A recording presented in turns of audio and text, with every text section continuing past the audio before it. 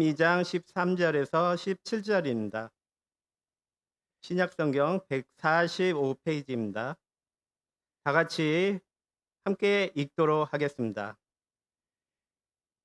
유대인의 유월절이 가까운지라 예수께서 예루살렘으로 올라가시더니 성전 안에서 소와 양과 비둘기 파는 사람들과 돈 바꾸는 사람들이 앉아 있는 것을 보시고 노끈으로 채찍을 만드사 양이나 소를 다 성전에서 내쫓으시고 돈 바꾸는 사람들의 돈을 쏟으시며 상을 엎으시고 비둘기 파는 사람들에게 이르시되 이것을 여기서 가져가라. 내 아버지의 집으로 장사하는 집을 만들지 말라 하시니 제자들이 성경 말씀에 주의 전을 사모하는 열심히 나를 삼키리라 한 것을 기억하더라. 이상은 하나님의 말씀입니다.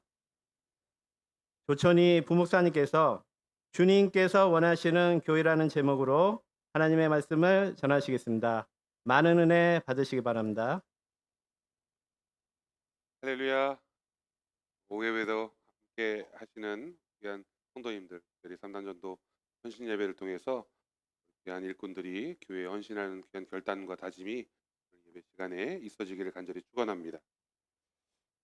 사람의 마음이 흐트러진다 라고 하는 건 하나님께서 이 예배 드리는 태도에서도 드러날 수 있습니다. 무슨 이야기냐면 사람이 일반적으로 사람의 마음이 평상시에 이렇게 흐트러지는 모습을 보이게 되면 그런 모습이 예배 안에도 그대로 반영된다는 거예요. 하나님께 드려야 하는 거룩한 시간이지만 특별히 세속적인 어떤 생각과 욕심이 각자 개인의 마음속에 이게 스며들어 있을 때 하나님 앞에 드리는 이 예배의 모습도 변질될 수 있다라고 하는 겁니다. 하나님을 예배하는 자는 영과 진리로 예배해야 한다. 이게 우리는 머릿속으로 여러분 잘 알고 계세요.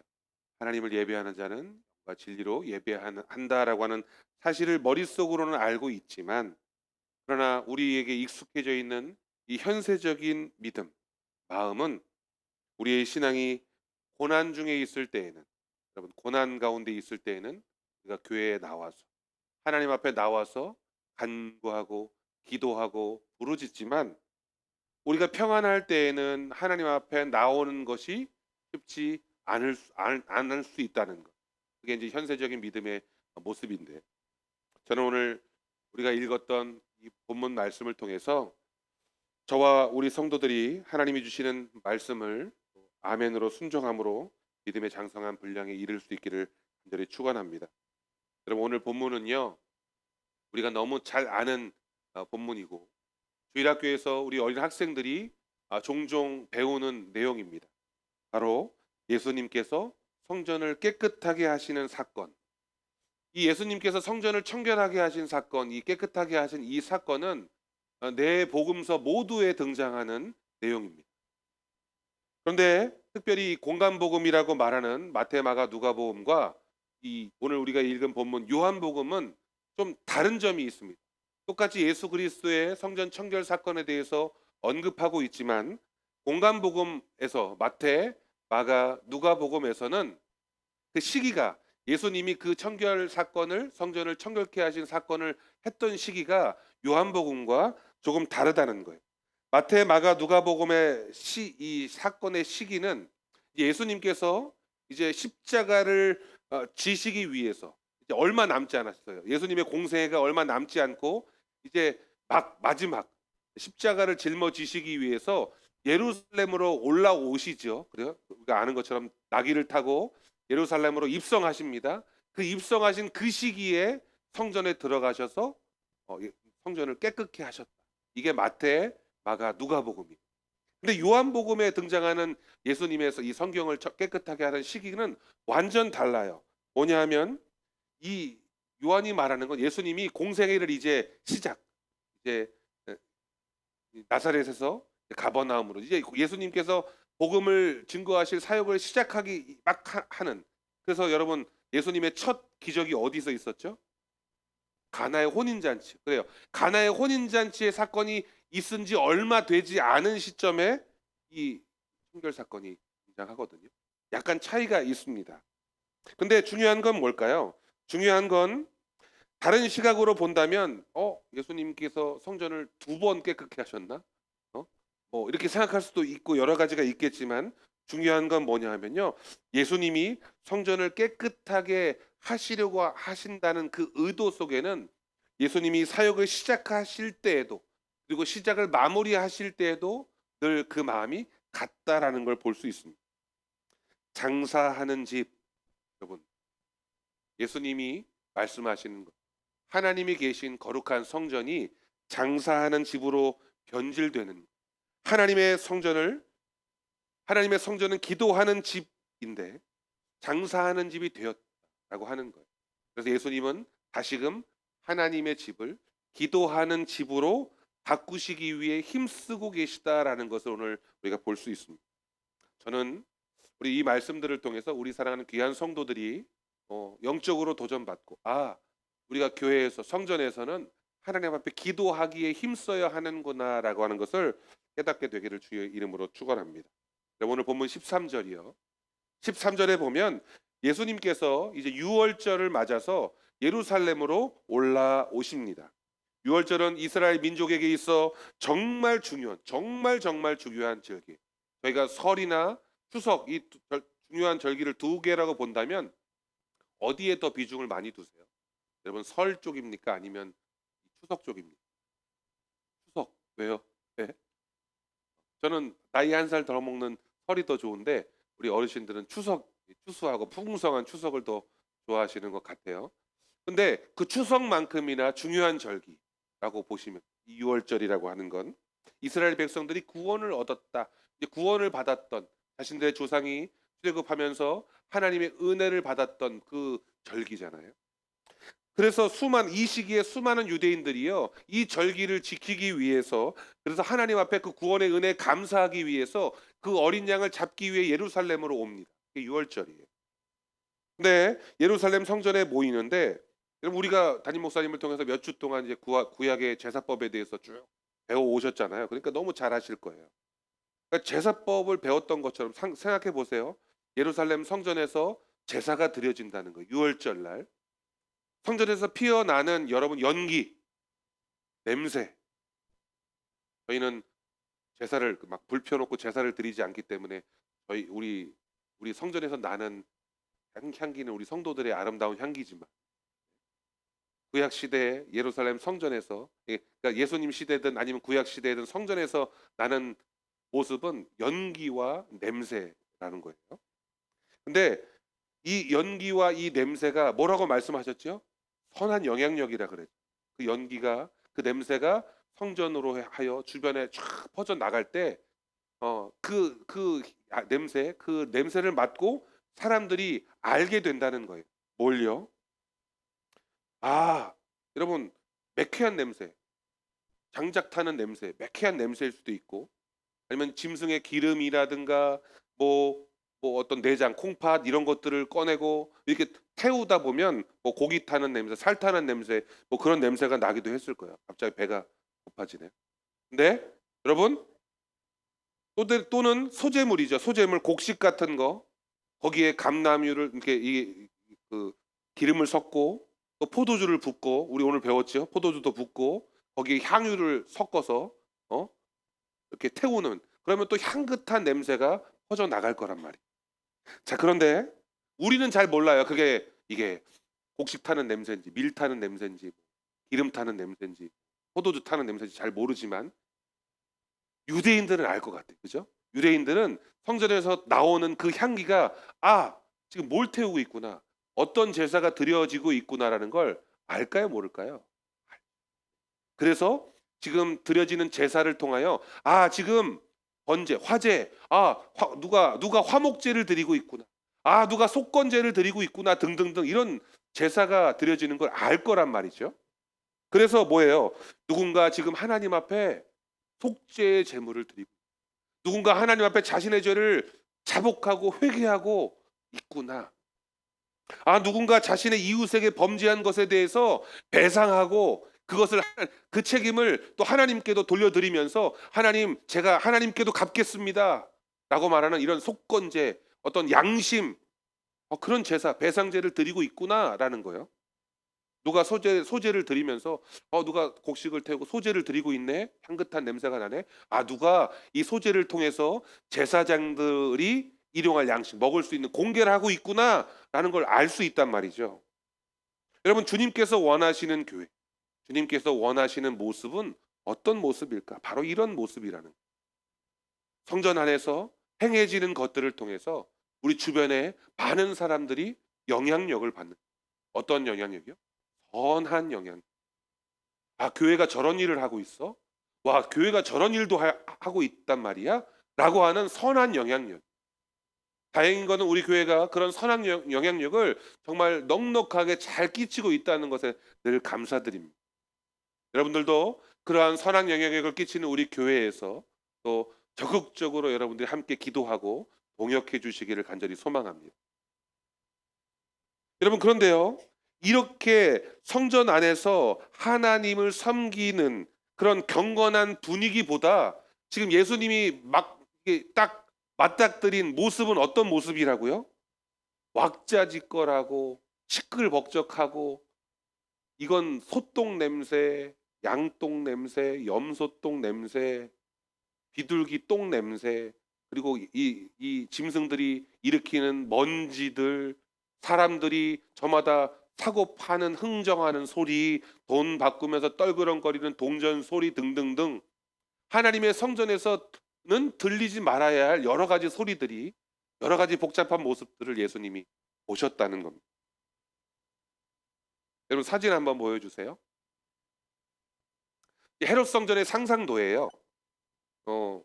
예수님이 계실 때에도 저 성전을 계속 짓고 있었다고 합니다. 성전은 세 번째 성전이잖아요. 솔로몬 성전 무너지고 스룹바벨 성전 없어지고 다시 헤롯 성전을 46년 이상 이렇게 지어져 나가고 있던 성전인데, 저 성전 안에서 이제 하나님 앞에 드려지는 제사. 근데 저 성전 안이 온통 잡단 장사하는 사람들로 가득 차 있었다라고 하는 거. 여러분들 한번 상상해 보십시오. 예수님의 성전 청결 사건에 대한 수많은 어떤 성화와 자료들을 보면요, 예수님은 두 팔을 탁 걷어 붙이시고, 네? 노끈으로 채찍을 딱 만들어 가지고 사람들을 막 후려치시니까 막 사람들이 이렇게 피하고, 짐승과 막 소와 양들이 막 이렇게 놀라고 막 이런 거. 예수님은 심지어 상을 뒤 엎으셔서, 여러분 그림을 보시는 것처럼 더 난장판이 됐어요. 그래서 어떤 학자는요, 예수님의 이 모습을 보고요, 예수님의 의분이다, 의분이란 말이에요. 의로운 분노, 거룩한 분노다라고 표현하고 거기에 초점을 맞추는 학자들도 있었습니다. 예수님의 거룩한 분노. 근데요, 하지만 우리는 예수님의 이런 분노에 초점을 맞추기보다는 예수님이 진정 이렇게까지 하시면서 원하시는 모습이 무엇일까라고 하는 것. 그럼 예수님께서 성전 안에 들어오셔서 다 들러머 엎으시고 채찍으로 막 휘두르시는 그런 모습을 보이시면서까지 원하시는 모습이 무엇일까라고 하는 거죠. 오늘 우리는 예수님의 이런 행동을 통해서 정말 본래 성전의 의미, 하나님이 원하시는 교회의 모습이 무엇일까를 생각해 보자는 겁니다. 유대인들은요, 율법에 따라 하나님께 제물을 바쳐야 돼요. 그런데 성전에 드리는 제물은 여러분 흠이 없어야 된다는 거 아시죠? 목사님이 너무 잘 설명해 주셨어요. 저도 목사님을 통해서 그게 그렇게 중요한 거라는 걸 알게 됐습니다. 그냥 흠이 없으니까 딱 골랐을 때 그냥 점도 없고 털도 곱고 윤기 나는 그런 것으로만 생각했는데, 그것을 태어나자마자 그것을 딱 집어 정하고 그것이 어느 정도 1년 동안 자랄 때까지 정말 애지중지 기르고, 혹시나 다른 양들이랑 염소들이랑 들이박아가지고 상처가 나지 않도록, 그죠?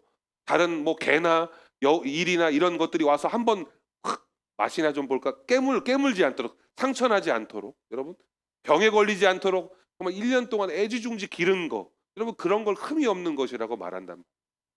그런데 이처럼 흠이 없는 이런 재물을 어디로 이제 가지고 가요? 예루살렘 성전으로 가지고 가는 길도 평탄치 않을 거예요. 지금처럼 배달이 있는 게 아니고 내가 직접 끌고 가는 거잖아요. 끌고 가다 보면 이 재물이 지칠 때도 있고 또 혹시나 수풀에 숨어 있던 어떤 사나운 들짐승이 확 달려들어서 숨기려고 할 수도 있고 그러니까 그렇게 하지 않도록 이걸 또 껴안고 들고 갈 수도 있고 얼마나 힘들고 어려운 길이겠어요. 애쓰고 신경 써야 될 부분이죠. 그러니까 이게 쉽게 말하면 복잡합니다. 힘들어요. 따라서 여러분 먼 곳에서 멀리서 예루살렘 근동에 있는 사람은 그나마 괜찮고 멀리서 제사를 드리러 오는 순례자들의 경우는 이게 보통 어려운 일이 아닐 거라고 저는 생각됩니다. 그러다 보니까 정말 재물을 가지고 성전에 올라오는 것도 대단한 일이고 정말로 상당한 수고와 정성이 필요한 이 흠없는 재물을 드리는 이렇게 드리면 하나님이 어떻게 받으세요? 기쁘게 받으시는. 그런데 문제가 생겼습니다. 어렵다는 걸 알고 좀 어려운 걸 쉽게 좀 해결해 보자. 여러분 형식상 수고를 덜어주기 위해서 야 우리 이제 성전에서 그냥 짐승을 팔아주자. 어디서 일괄 구매, 공동 구매, 여러분 아시죠? 짐승을 다 데리고 와서 그 성전에 풀어놓고 탁 준비해놓고 멀리서 돈만 가져와서 성전에서 그냥 바로 사는 거예요. 바로 사서 제사장들에게 넘겨서 제물을 드리는 거. 어떻게 보면 되게 합리적인 방법이죠. 수고를 좀 덜어주고 멀리서 가져올 필요도 없고 좋은 거 있으니까 바로 딱 골라서. 그런데 하나님은 그것을 원치 않으셨다는 거. 성전에서는 이건 흠이 없는 겁니다 라고 제사장들이 인정해 줬다니까요. 그런데 하나님은 그럼에도 불구하고 그것을 기뻐하지 않으신다는 겁니다. 여러분 그렇다 보니까 그렇게 성전 안에서 짐승을 팔고 소나 양이나 염소나 비둘기 같은 것들을 팔고 하다 보면 물건을 팔고 사고 하다 보면 어떻게 해요? 보이지 않는 곳에서 이익과 거래가 발생하는 거죠. 청탁도 올 수도 있고 제 생각에. 맨날 저 집 목장에서만 양을 갖다 댔으면 어떡합니까? 저희 집 양들도 좀 써주세요. 이러면서 그죠? 그런 일들이 있을 수도 있을 거예요. 당시 제사장들은요 이런 제물로 드려질 동물에 대한 취급뿐만 아니라 성전에 올라오는 사람들에게 걷는 이 종교세, 성전세, 인도세라고 표현하는 것들이죠. 성전에 들어오면 내야 되는 바로 그런 세금을 걷는 문제에 있어서도 상당히 문제가 있었던 것 같아요. 그러니까 동전을 바꾸는 자라고 하는 이 표시가 나오는데 여러분 그것이 무엇입니까? 당시 로마의 지배를 받고 있었기 때문에 사회에서 사용하는 로마의 동전, 우리가 평상시에 로마의 동전을 사용한다고 쳤을 때 이 유대인들의 자존심이 허락하지 않는 거예요. 하나님 앞에 드려지는 이 성전 안에서 로마의 이방인들의 화폐를 쓰는 거, 그 화폐 안에는 누구의 그림이 있어요?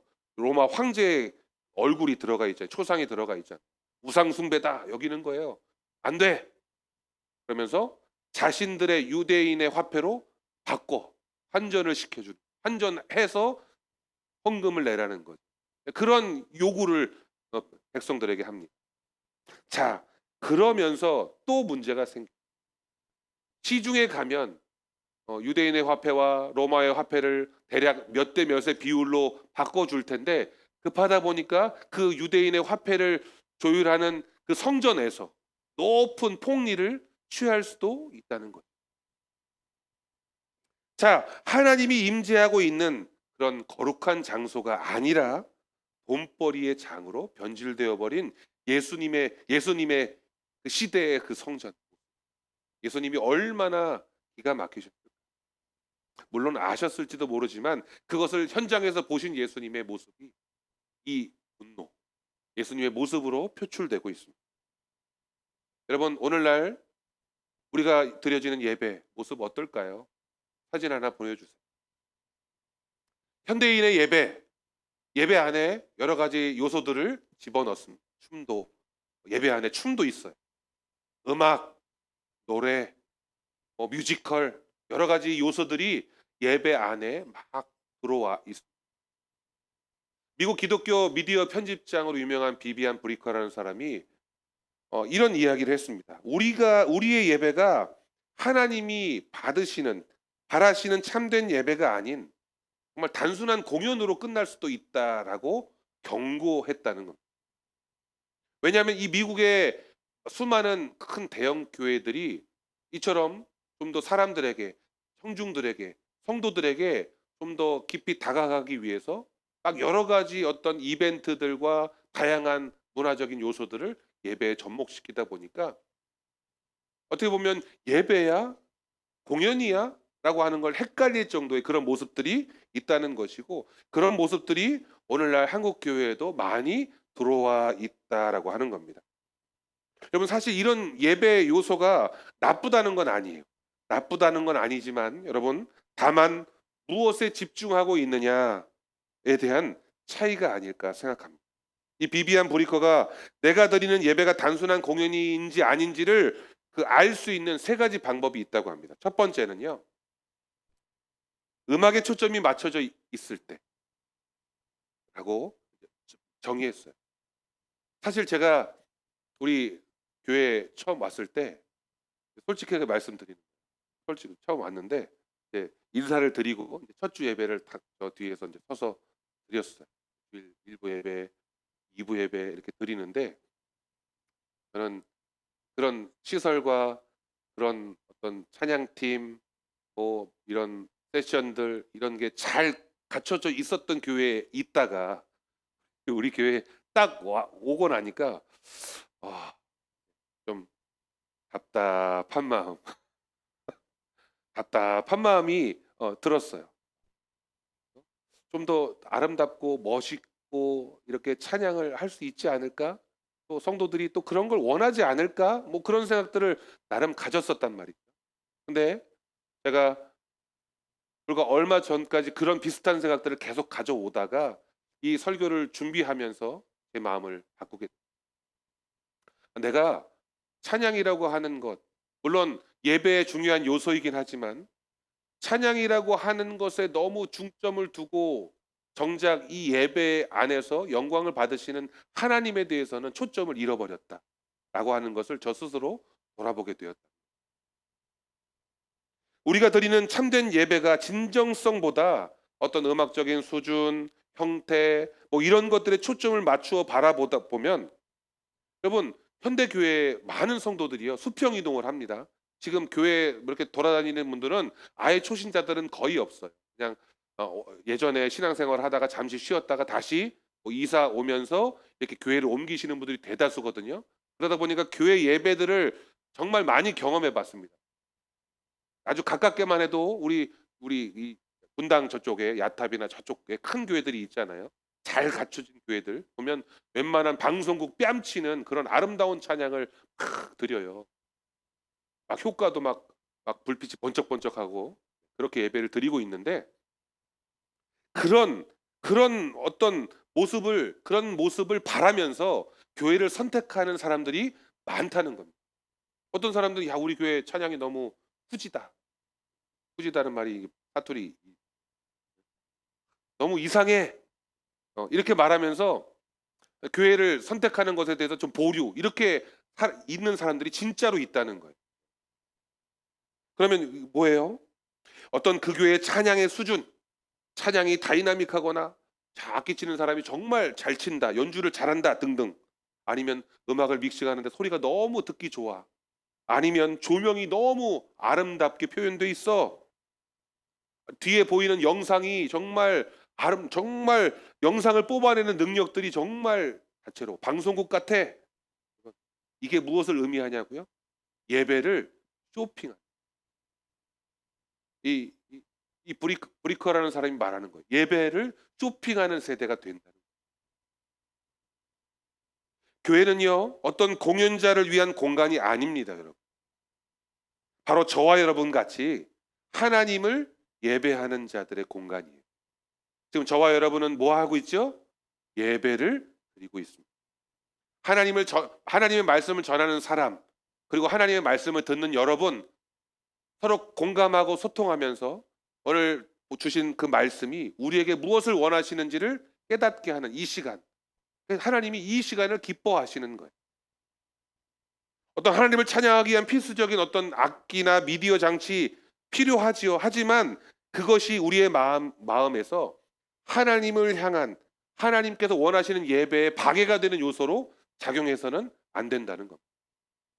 부탁드려요. 우리 성도님들은 어떨 때는 저희가 프로페셔널하지 않잖아요. 어떨 때는 아름다운 소리가 날 때도 있고요. 없다는 게 아니에요. 있어요. 어떨 때는 시끄러운 오늘은 왜 오늘따라 이렇게 귀가 아프지라고 말할 정도의 소음이 들 때도 있고요. 어떨 때는 우리 목사님 마이크 상태가 촥 좋게 촥 나갈 때도 있고, 어쩔 때는 이상하게 막 울리는 소리처럼 들릴 때도 있고, 여러분 그래요. 우리의 모습이. 그런데 그것 때문에 여러분들 마음속에 불편함을 갖지 말라는 거죠. 예배의 중요한 것은 그런 외부적인 모습이 아니라 우리가 하나님을 얼마나 사랑하며 바라보고 있는, 하나님께 초점을 맞추시라는 겁니다. 요한복음 4장 24절에 이렇게 말씀합니다. 하나님은 영이시니 예배하는 자가 영과 진리로 예배할지. 다른 것 필요 없고요. 우리는요, 영과 진리로 예배하면, 영과 진리로 말씀을 받으려고 하면 하나님은 그 예배를 받으신다는 겁니다. 오늘 이 예배가 그런 예배가 되기를 간절히 소망합니다. 브리커가 두 번째 말했어요. 예수님보다 사람의 초점을 맞출 때 그것은 하나님이 기뻐하시는 예배, 그리고 그렇게 사람에게 초점을 맞추는 교회, 하나님이 기뻐하시지 않는 교회라는, 우리의 예배가 예수 그리스도가 아닌 사람에게 초점을 맞춰져 있을 때, 예를 들어서요, 유명한 찬양팀 아티스트가 소속되어 있는 교회들이 있습니다. 여러분 유튜브에 조회수 막 100만 막 이렇게 찍는 그런 유명한 찬양팀 리더들, 찬양팀들이 있어요. 그 찬양팀들이 소속되어 있는 교회가 있고, 그래서 그 찬양이 너무 좋으니까 그 교회를 가기도 하고 그 교회에 등록도 하고 막 그런다는 거죠. 그러니까 그런 모습으로 찾는 사람들, 사진을 보여주세요. 환호합니다. 막 열정. 우리 교회에서 느껴보지 못한 야. 네, 여러분 이게 정말 참된 경배와 찬양일까라고 생각해 보는. 물론 여러분 그런 교회가 그릇된 예배를 드린다는 게 아니에요. 그 모습을 보고 따라가는 내가, 그죠? 그 모습을 보고 따라가는 내가 잘못됐다는 겁니다. 물론 앞에서 찬양하는 사람들의 모습이 여러분 좋아야 돼요. 앞에 서는 분들 대충 추링이 있고, 네, 여러분 반바지 운동화 하고 탁 나와서 찬양, 제가 여러분 생각해봐요. 반바지 딱 입고 뛰었어. 찬양인도 딱 우리 목사님 난리 나셨을 거예요. 난리 나실 거예요. 그죠? 격식과 정돈되고 격식에 맞는 의복 반드시 필요합니다. 왜요? 하나님 앞에 나아가는 자리이기 때문이죠. 예배를 통해 정작 찬양 받아야 할 주인공이 빠진 채 공연하는 사람들, 앞에 서 있는 사람이 영광 받는 그런 예배는 하나님이 기뻐하시는 예배가 아니에요. 교회에서 사역을 합니다. 교회에서 봉사를 해요. 선교를 해요. 어떤 일들을 합니다. 맡겨진 일들을 해요. 그런데 그 일을 한 사람이 영광을 받으면 하나님이 받지 못하시고, 그 일을 한 내가 영광을 받으면 하나님이 기뻐하시지 않는 교회가 된다. 오늘 말씀 본문에도 오전에 말씀 본문에도 그런 본문이, 여러분 하나님 성령께서 오늘 기도 제목에도 공동 기도 제목 나오죠. 우리가 하나님보다 성령보다 앞서지. 저와 여러분이 그런 성도들이 되기를 간절히 축원합니다. 우리 교회가 그런 교회가 되기를 간절히 축원합니다. 시편 95편 6절에 이렇게 말합니다. 오라 우리가 굽혀 경배하며 우리를 지으신 여호와 앞에서 무릎을 꿇자. 결국 우리가 하나님 앞에 해야 할 일은 하나님의 초점을 맞추고 하나님께만 찬양하고 하나님께 경배하는 것, 하나님께만 엎드려 하나님의 말씀에 귀를 기울이는 것, 이게 저와 여러분이 해야 될 일입니다. 세상적인 거 특별히 사람 바라보지 마시길 바래요. 난 저 아무개 때문에 내가 예배 드리기 싫다, 이 교회 그래서 나오기 싫다니까, 이런 생각, 사람을 바라보고 있다. 저희는 사람이 아닌 하나님만 바라보게 되시기를 간절히 축원합니다. 마지막 세 번째는 이겁니다. 다른 교회와 비교할 때 우리 잘하잖아요, 그죠? 다른 교회하고 비교하는 걸 우린 너무 잘합니다. 여러분, 수많은 교회들이 있겠죠. 물론 그 교회, 오늘 말씀하셨죠. 교회가 다 있고 그쪽 교회 하나님하고 우리 교회 하나님하고 다른 하나님이냐? 아니잖아요. 같은 하나님이에요. 교회의 어떤 형식과 어떤 여러 가지 방법들이 다를 것뿐이죠. 어떤 교회는요, 열린 예배 이렇게 얘기하기도 하고, 네트워크가 잘 돼 있는 교회, 수평적인 리더십, 다 목사님과 성도들이 다 하나다, 이런 교회, 유명한 찬양팀이 있는 교회, 아니면 유튜브 조회수, 목사님의 설교가 유튜브 조회수 막 10만 명, 이런 교회, 다양한 특징들을 가지고 있는 다른 교회들이요. 그런데 이런 경우에 다른 교회의 예배 방식을 혹 무시하는 경우도 있어요. 우리보다 좀 못한 교회, 그 교회는 좀 그래, 이런 방식 잘못되어 있다는 거. 또 반대로 우리 교회의 예배 방식이 다른 교회에 비춰봤을 때 너무 이상해 라고 하는 비판과 불평 있을 수 있단 말이죠. 그런 거 안 된단 말이에요. 이러한 비교 의식은 하나님께 온전히 초점을 맞추었다기보다는 보여지는 성과, 열매에 무게를 두는, 성도가 많이 모이는 교회, 뭐 당연히 이유가 있겠지라고 말하면서 그 이유를 어떤 방법론적인 어떤 결과물로 찾으려고 하는 것, 그것은 하나님이 기뻐하시는 교회가 아닐 줄 믿습니다. 우리 교회만 가지고 있는 아주 탁월한 특징이 있는 줄 압니다. 저희 여러분들이 그것을 붙잡고 함께 나아가기를 간절히 주님의 이름으로 소원합니다. 하나님의 눈에는 그분의 자녀 모두가 다 아름답고 다 사랑스럽습니다. 저 교회는 사랑하고 저 교회는 사랑하지 않고, 하나님은 그러한 하나님이 아니시란 말이죠. 보여지는 모습이나 방식으로 비교되어서는 안 되는 것이 교회입니다. 하나님께서는 겉으로 보여지는 어떤 예배의 방식, 형태를 가지고 우리를 판단하지 않으세요. 100명이 모여 예배를 드리든 10,000명이 모여 예배를 드리든 하나님께는 똑같은 예배라는 사실입니다. 오늘 저와 여러분들이 함께 모여서 드리는 이 예배, 삼남전도가 헌신하며 드리는 이 예배, 하나님이 기뻐하시는 예배가 된 줄로 믿으시기 바랍니다. 참된 예배는 영광스러운 구세주를 찬양하는 것에 뿌리를 두고 그 하나님이 경배, 높임을 받으시는 예배, 바로 그것이 진정한 예배의 모습입니다. 시편 150편을 한번 띄워주시면, 글씨가 좀 작지만 이게 하나님 앞에 경배하는 모습입니다. 한번 읽어볼까요? 시작. 할렐루야. 하나님을 며 그의 그의 능하신 행동을 찬양하며 그의 지극히 위대하심을 따라 찬양할지어다. 나팔 소리로 찬양하며 비파와 수금으로 찬양할지어다. 소고치며 춤추어 찬양하며 현악과 퉁소로 찬양할지어다. 큰 소리 나는 재금으로 찬양하며 높은 살이 나는 세금으로 찬양할지어다. 호흡이 있는 자마다 여호와를 찬양할지어다. 할렐루야. 네, 저희가 지금 시편 150편을 읽었지만 여러분, 지금 우리가 말씀을 읽은 이것 또한 찬양입니다. 하나님의 말씀, 이 아름다움, 하나님을 경배하는 이 아름다운 말, 이것 또한 하나님에 대한 찬양이라는 것.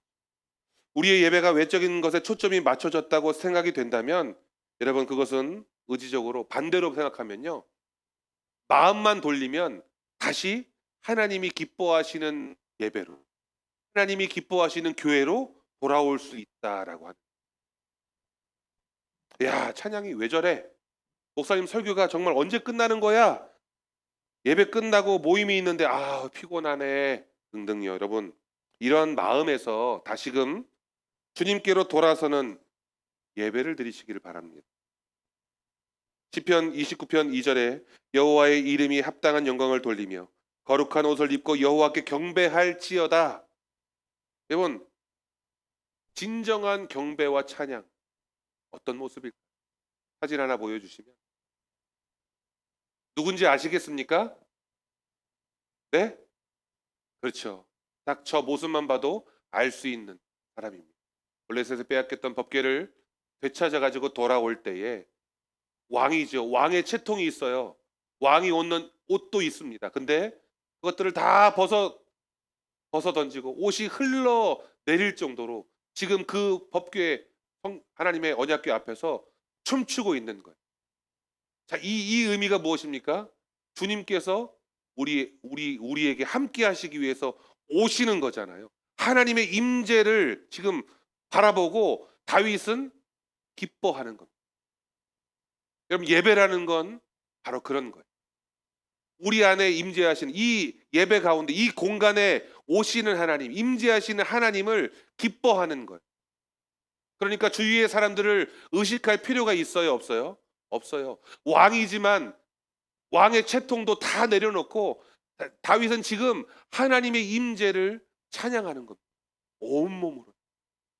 이것이 바로 하나님께서 원하시는 모습입니다. 이것이 하나님께서 원하시는 교회의 모습입니다.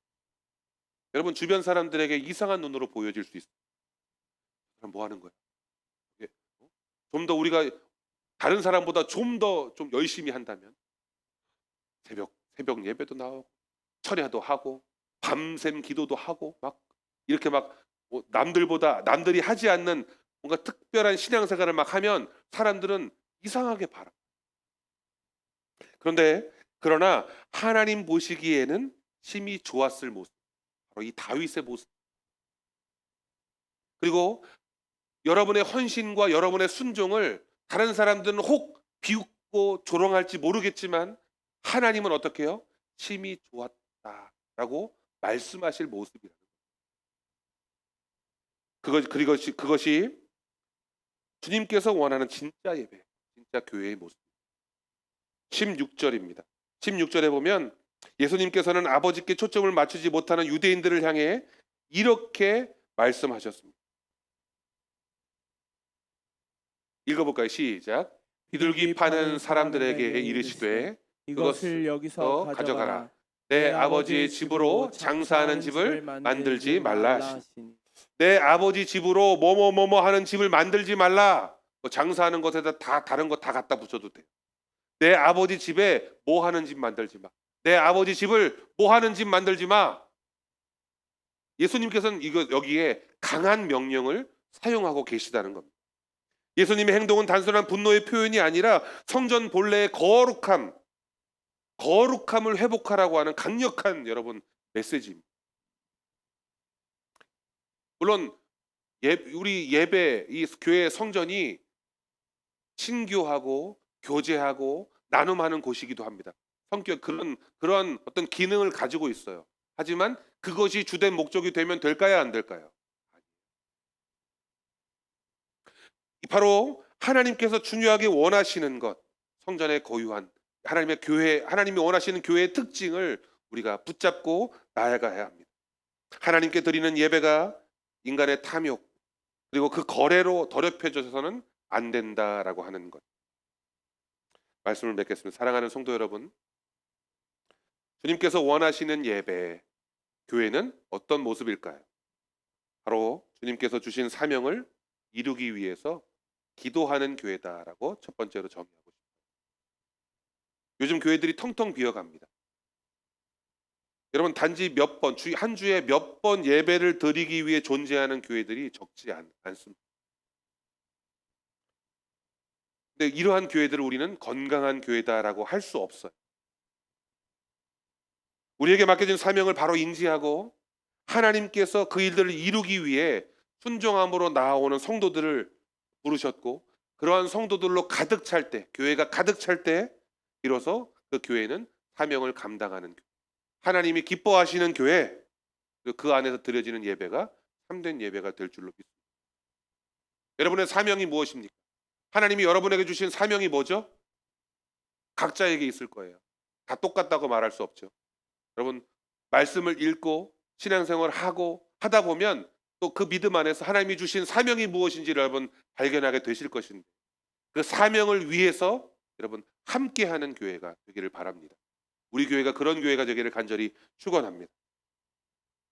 지금 우리의 예배는 어떤 예배입니까? 예배의 대상이신 하나님께 집중하고 있느냐? 자신의 정말 생명을 걸어 우리를 향한 하나님의 사랑을 보여주셨던 바로 그 하나님, 그 주님께 초점이 맞춰져 있는가라고 하는 거예요. 우리 예배, 그런 예배, 우리 교회가 그런 교회 드리는 교회가 되기를 간절히 소망합니다. 마지막 사진 한번 보여주시면, 형제를 정결케 하신 예수님의 모습을 여러분 한번 생각해 보십시오. 성경을 정결케 하신 그 예수님을 바라보면서 여러분 예수님의 마음, 예수님이 진정 원하시는 것이 무엇인지 생각해 보시고 내가 드리는 예배가 하나님이 기뻐하시는 예배인지를 다시금 점검해 보는 오늘 이 시간이 되셨기를 간절히 축원합니다. 예배가 회복되고 교회가 교회의 역할을 감당하는 모습으로 변화되었을 때 우리 교회는 하나님의 놀라운 역사들을 내는 그런 큰 축복을 받는 그런 교회가 될 줄로 쓰임 받는 축복의 통로가 될 줄로 믿습니다. 우리 함께 같이 찬양할 텐데